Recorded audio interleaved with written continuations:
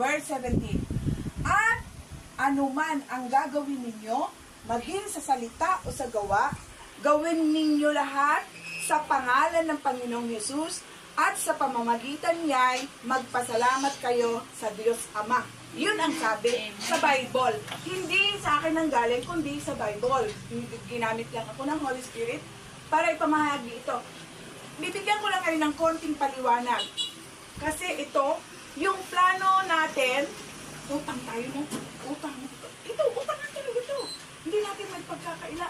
Kahit yung mga iba dyan, makikita tayo utang ito.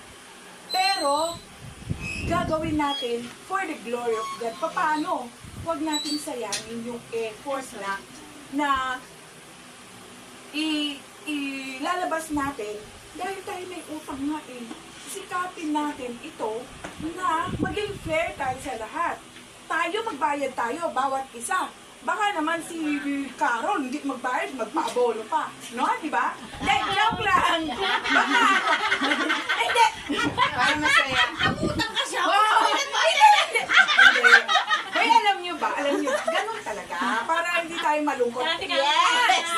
At ito pa, narinig ko ito, hindi sa akin ito nanggaling. Narinig ko sa nag-share ng devotion. Ang sabi niya, wala tayong pwedeng pagmalaki sa Diyos. Totoo yan, di ba sir? Tama. Dahil wala tayong pag-aari dito sa mundong ibabaw, kahit ano, kahit isang buhok, kahit ano, kahit yung pampaganda natin, kinakain natin, wala tayong pag-aari. Pero, meron isa tayong pag-aari. Alam niyo kung ano yun? Kasalanan.